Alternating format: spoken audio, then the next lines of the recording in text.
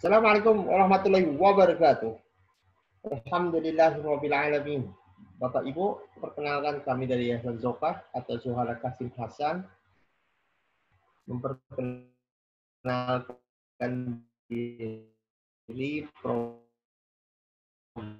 yang sedang akan kami launchkan memberikan kesempatan pada Muslim di Indonesia, terutama mereka yang terkena dampak COVID, ya, terkena ekonomi dampak COVID yang banyak menghasilkan bisnis maupun banyak membuat orang PHK. Sebelum kita mulai, perkenalkan dulu, kami Yayasan Zokah punya 3 divisi. Divisi pertama Yayasan Zokah Care, fokus pada ketahanan pangan duafa. Divisi kedua namanya Komnas atau Khairnas Anfa'uhum Linas, yaitu sebuah gerakan pemberdayaan tunanetra. Dan kami punya satu gerakan namanya TLA, Movement atau Think Like Abdurrahman bin Auf. Kegiatan ini kami adakan untuk 3 hal. Langkah pertama, memberi kesempatan pada para Muslim di Indonesia untuk membuka kursus foto baca. Sekaligus bersama kami mengembangkan foto baca menjadi sebuah produk, sebuah teknik yang bisa digunakan untuk berbagai macam kebutuhan termasuk menghafal Quran, nanti ujungnya ke sana. Yang kedua, memberi kesempatan pada masyarakat Muslim yang hari ini masih berusia sekolah, termasuk sampai mahasiswa, untuk bisa mendapatkan menguasai teknik ilmu foto baca yang saat ini dijual mahal. Jadi ilmunya sangat mahal, tapi efeknya luar biasa sebenarnya. Jadi ilmu ini sebenarnya luar biasa, bisa menyerap buku dengan kecepatan 1 halaman per detik, bisa meningkatkan prestasi anak di sekolah, terutama dalam menyerap buku dan membuat dia bisa menguasai buku dengan cepat. Sayangnya dijual mahal di Indonesia. Nah, untuk itu kami memberi kesempatan sekaligus mengajak nanti para masyarakat Muslim untuk terlibat gitu. Dan ketiga, kegiatan ini sekaligus penggalangan dana karena kami dari Zokah ingin mengadakan program food drive atau membagikan makanan untuk para driver secara keliling menggunakan kendaraan. Baik, itu yang kami jelaskan sekilas. Sekarang saya bercerita dulu sejarah foto baca, ya. Foto baca di luar negeri namanya foto reading, dikembangkan di tahun 1980-an dan menjadi fenomenal. Mengapa fenomenal? Karena banyak orang tertolong, dari mulai para profesional, para orang tua, termasuk para siswa di sekolah. Kenapa? Karena dia mempunyai kemampuan menyerap isi buku dengan cepat. Nah, foto baca, foto reading, kemudian berkembang ke seluruh dunia termasuk ke Indonesia. Di Indonesia, nama foto reading berkembang menjadi macam-macam. Ada yang baca kilat, ada yang foto baca seperti kita, dan beberapa lagi. Sayangnya, pengembangan foto baca di banyak negara itu rata-rata mahal, harganya mahal. Untuk pelatihan 2 hari, bagaimana saya lihatkan di sebelah itu, sekitar 4,9 jutaan. Bahkan ikut online-nya saja, kadang-kadang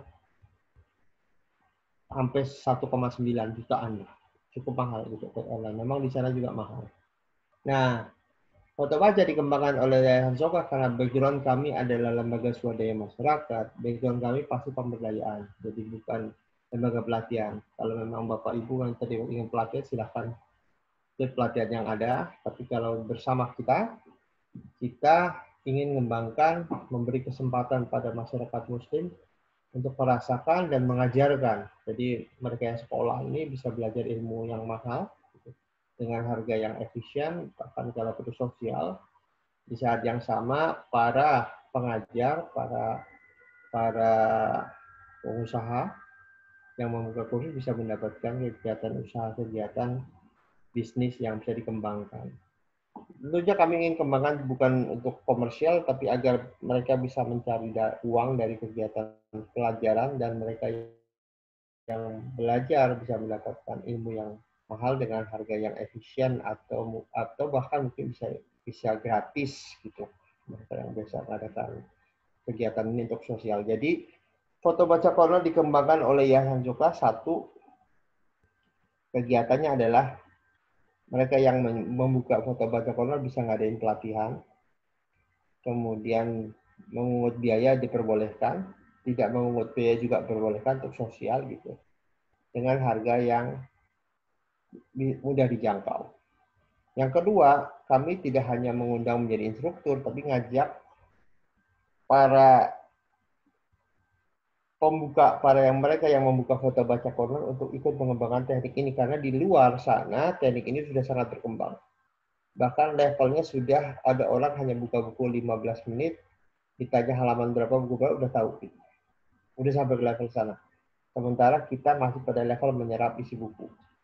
Nah, banyak ilmunya belum dibagi ke masyarakat luar. Nah, tugas kita adalah mengembangkan foto baca ini untuk berbagai macam kebutuhan. Termasuk mungkin suatu saat bisa untuk memahami Quran, termasuk belajar menghafal Al-Quran dengan cepat. Gitu.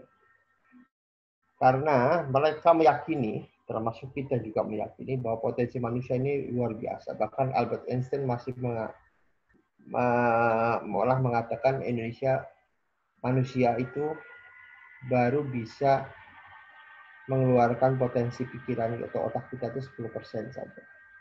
Banyak hal yang kita tidak paham, banyak hal yang belum digali di sini.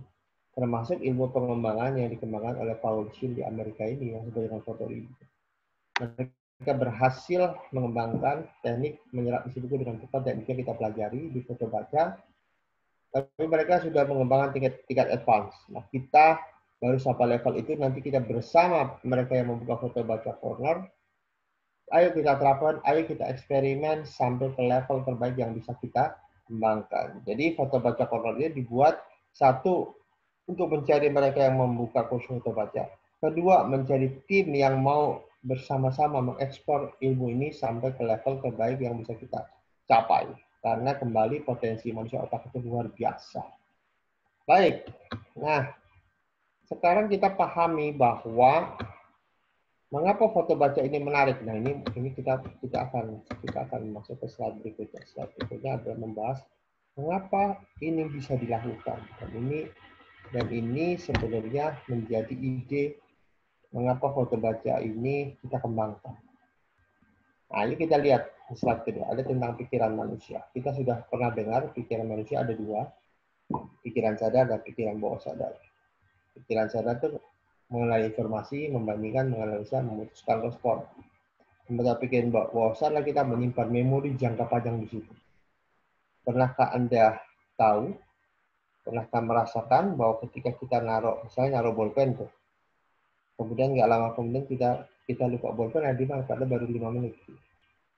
Sementara pikiran bawah sadar kita, misalnya kita ingat bayangan waktu SD, pada itu puluhan tahun yang lalu gitu. Mengapa puluhan tahun masih ingat sekitar 10 menit hilang? Ya karena ketika kita gunakan pikiran sadar manusia, kita baru paham bahwa dia masih menggunakan memori jangka pendek.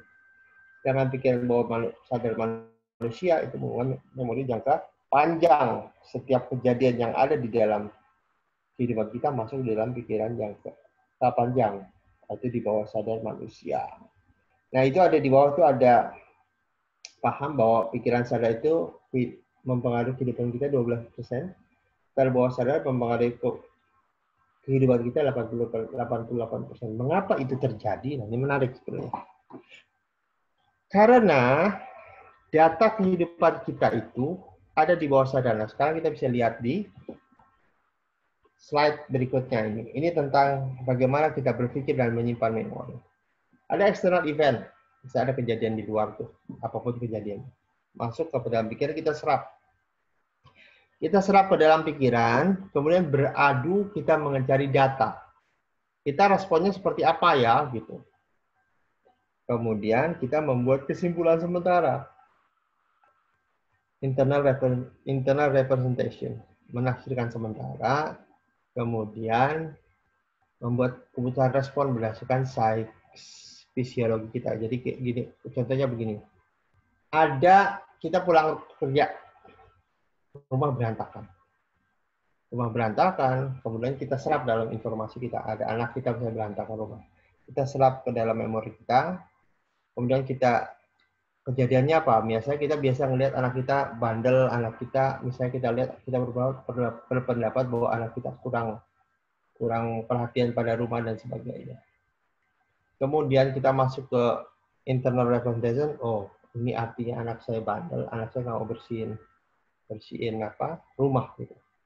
Dan karena pulang kerja kita jadi fisiologi kita capek karena pulang kerja, akibatnya data itu, kesimpulan sementara itu bercampur dengan data internal kita, fisiologi kita, dan behavior-nya marah, output-nya marah. Jadi behavior-nya itu adalah hasil kerja dari proses berpikir. Behavior itu adalah output-nya. Nah, tapi kalau kejadiannya berbeda, external event. Kemudian kita lihat rumah berantakan, tapi kondisinya kita bercampur dengan keyakinan kita bahwa anak kita bandel dan sebagainya. Kesimpulannya tadi adalah anak kita bandel nih, nggak mau bersihin rumah. Tapi kondisi fisik kita lagi enak, lagi nyaman, lagi segar dan sebagainya. Apa yang terjadi bisa saja itu mengintervensi kesimpulan sementara. Oh, anak kita bandel, tapi namanya juga anak-anak. Dan responnya jadi nak, sini nak, yuk. Abi mau ngajarin sesuatu yuk, sambil anaknya di pangku dan pelan-pelan kita ngajarin. Itu biasanya. Jadi fisik kita mempengaruhi juga cara kita menafsirkan kejadian. Nah, ketika external event masuk, mencari memori data. Disitulah dia mencari data di dalam pikiran bawah sadar kita. Kalau yang kita ketemu programnya program baik, program yang membuat kita berdaya, maka kita akan menafsirkan kejadian ini sebagai kejadian yang bagus. Apalagi fisik kita bagus, maka behavior kita akan menjadi bagus. Nah, data itu adanya di bawah sadar, yang memutuskan respon itu adalah pikiran sadar. Nah, itulah cara kerja pikiran kita. Jadi, event masuk, beradu dengan memori kita, memori ada jangka panjang, memberikan rekomendasi, respon apa yang mau kita ambil. Nah, rekomendasi ini ketika kita ingin memutuskan berhubungan juga dengan fisik kita. Ketika fisik kita lebih segar, lebih santai, maka behavior kita, output kita menjadi lebih menarik. Gitu. Tapi ketika kita capek, baru-baru berpikir lebih luas, fisik kita lemes, maka responnya menjadi lebih kontraproduktif lah terhadap kondisi yang seharusnya. Makanya kadang-kadang kita suka normal lah dia baru lagi capek. Sekarang ngomong kita maklum lah dia lagi capek. Maksudnya capeknya itu mempengaruhi pola pikirnya. Nah, ini sekilas saya ingin jelaskan bagaimana hubungan pikiran sadar dengan bawah sadar. Karena dengan memahami ini, kita jadi paham bagaimana kondisi pikiran kita saat memberikan respon. Nah, ini ada konsep tentang foto baca dengan baca biasa. Nah, dalam baca biasa, kita menggunakan pikiran sadar dan memori jangka panjang. Jadi kita baca nih. Kemudian kita menggunakan sel kerucut retina. Kerucut retina adalah sebuah cara kita melihat sesuatu yang lurus. Kita melihat mata atau pandangan dari sel kerucut. Sel kerucut sel yang lurus tegap di depan kita. Kita nengok ke samping, nengok ke samping, nengok ke kiri, nengok ke kanan. Tapi pahami bahwa ketika kita nengok ke depan, sebenarnya ada bayangan samar di sebelah kita. Nah, bayangan samar itu pakai sel batang. Yang menarik adalah ketika kita melihat ke depan, ada sel-sel batang kita menyerap juga informasi di sekitar kita.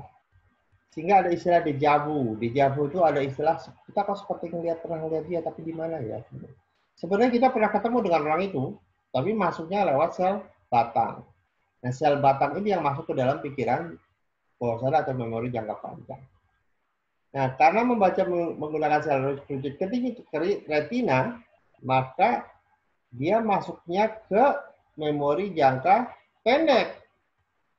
Untuk bisa masuk ke memori jangka panjang, dia butuh waktu 48 jam. Tapi terserapnya kurang lebih 10-15%. Kan ada yang bisa cuma 10%. Untuk itulah guna anak-anak sekolah itu ketika mereka belajar, mereka menggunakan strategi pengulangan untuk memahami dan mengingat. Agar yang dimasukin banyak gitu. Agar dimasukin banyak. Karena misalnya sekarang baca nih, kita 10%. Besok masuk 10%. Agar dia mudah masuk. Dan masuk ke dalam memori jangka panjang. Tapi dengan teknik foto baca, kita gunakan sel batang retina, belajarnya kita memasukkan datanya lewat memori jangka panjang dulu.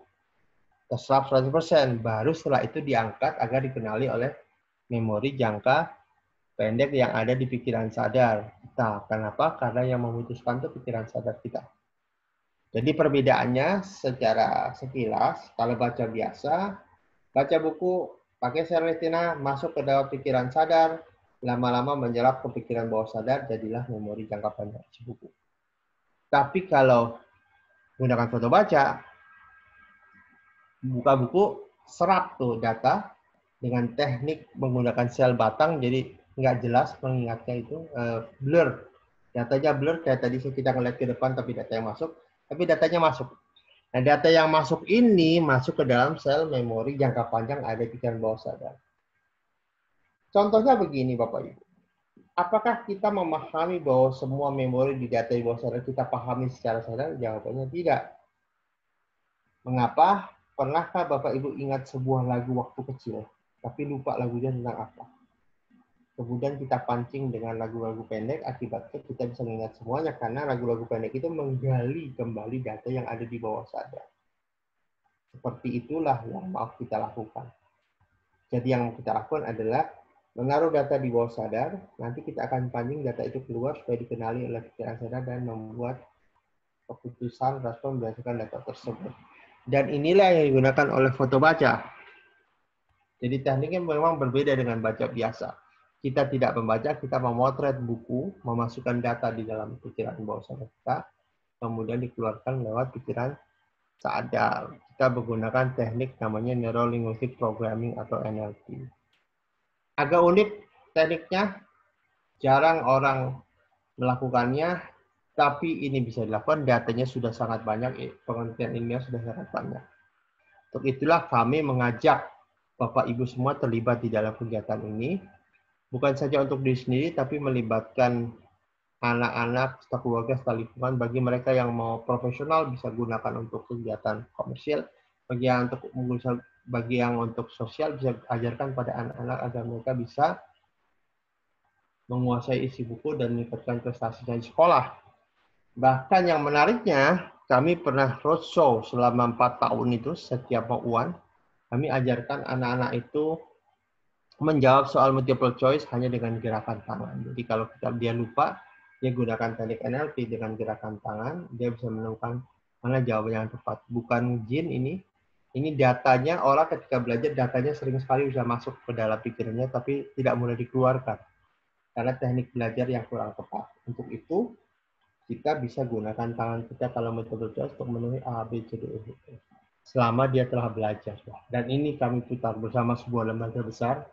Kami mutar beberapa sekolah udah 3 kali jelang UAN tahun-tahun kita tahun 2011-an 2013 kami mengembangkan itu agar anak-anak bisa menjawab soalnya dengan benar. Nah inilah yang kami kerjakan. Kurang lebih kita ada 5P dalam teknik foto baca. Pertama kali purpose, buka buku, kemudian menetapkan tujuan membaca dan sebagainya. Kemudian visualisasi bagaimana apa yang terjadi bila kita menguasai buku ini. Kemudian setelah itu preview seperti kita beli buku ya, lihat belakang, lihat depan, tujuan buku apa. Baru kita memotret buku. Ada langkahnya. Setelah itu kita, inilah pelatihannya, biasanya setelah itu anak-anak suruh tidur dulu. Karena ketika tidur terjadi proses refiling memori. Jadi memori itu di-filing ulang. Besoknya mulai dikenalkan ke pikiran sadar, yaitu dengan teknik probing dan perceptual. Di mana kita belajarnya? Kita akan belajar ini, kalau di pelatihan biasa kita belajar 2 hari di offline, tapi kalau di online, kita akan belajar secara perlahan melalui Telegram. Mengapa melalui Telegram? Karena kami ingin kejar orang yang banyak. Yang kedua, mengapa menggunakan Telegram tidak Zoom seperti ini? Pahami bahwa teknik ini teknik yang unik. Kita gunakan pikiran bawah sadar. Untuk mereka yang belum pernah belajar tentang pikiran bawah sadar, agak sulit memahami. Oleh karena tekniknya dipecah-pecah menjadi 10 kali sesi, 10 sesi, di mana setiap sesi nanti diberikan waktu tanya jawab. Jadi materi itu kita pecah menjadi 10 modul. Di satu modul kita akan sharing, baik lewat live recorder atau seperti ini. Setelah itu kita selesai, kita tanya 1 hari itu. Siapa yang mau bertanya tentang materi itu sampai sengerti-ngertinya. Baru jam ke teknik kedua, teknik ketiga, dan sampai ke teknik 10. Dengan begini, kita justru jauh lebih efektif daripada pelatihan offline. Mengapa? Karena kalau Bapak ikut pelatihan offline, sering sekali tidak punya waktu untuk diskusi. Tidak punya waktu memahami materi demi materi, karena ketika dia nggak ngerti, satu bagian akan susah ngerti berikutnya. Itulah kami memilih Telegram. Karena dengan Telegram bisa menampung orang yang banyak, di saat yang sama bisa membedah teknik foto baca secara tahapan. Oke, nah kami punya target Bapak Ibu. Ingin kejar 100.000 foto baca corner. Untuk bisa ikut foto baca corner, silakan infak minimal 15.000 atau berapapun, bisa lebih. Karena uang infaknya akan digunakan untuk kegiatan kami, terutama di kegiatan food drive ya. Nah, oke. Cara melatihnya, cara untuk mencapai 100.000 seperti apa? Hari ini sampaikan pada mitra informasi itu minimal 2 orang untuk bergabung. Kemudian minta mereka untuk melanjutkan berantai dari 2 orang menuju 4 orang sampai 100.000 orang. Silakan daftar ke orang yang memberikan informasi PBC ini dan minta masukkan nama Anda ke Telegram peserta setelah memberikan informasi pada 2 orang. Jadi dengan dari 2 kali 2 kali 2 kali 2 kali 2 akan sampai 100.000 orang, dan itu artinya banyak orang tertolong. Kita membantu mengurangi pengangguran tenaga terampil agar mereka bisa berkarya, tetap bisa menghasilkan uang dari kegiatan kursus. Di saat yang sama kami bisa mendapatkan dana infak untuk membantu kamu mendirikan food drive. Kemudian kami punya tim 100.000 orang massal yang akan mengaplikasikan, mengeksplor, sama-sama eksperimen bagaimana foto baca bisa digunakan untuk umat. Dan itu ide kami. Kalau kita serius menginformasikan dari 2 ke 2 terus, maka dalam 16 kali viral kita akan capai 100.000 orang. Nah, ini kegiatan kami. Nanti setelah kegiatan ini kalau ada dana, kami akan beli kendaraan, kami akan bentuk, baguskan gudang makanan kita, baguskan tempat layanan di sekitar kita di Jatiwadi ini, dan kita akan membuat putar-putar memberikan makanan pada sekeliling kita agar kita bisa membantu banyak orang. Dengan kata lain, kegiatan ini memberikan manfaat untuk mereka yang ikuti foto baca corner, memberikan manfaat pada orang lain yang menjadi siswa dari teman-teman yang buka foto baca corner. Di saat yang sama uang infaknya digunakan untuk membantu kami mendirikan food drive.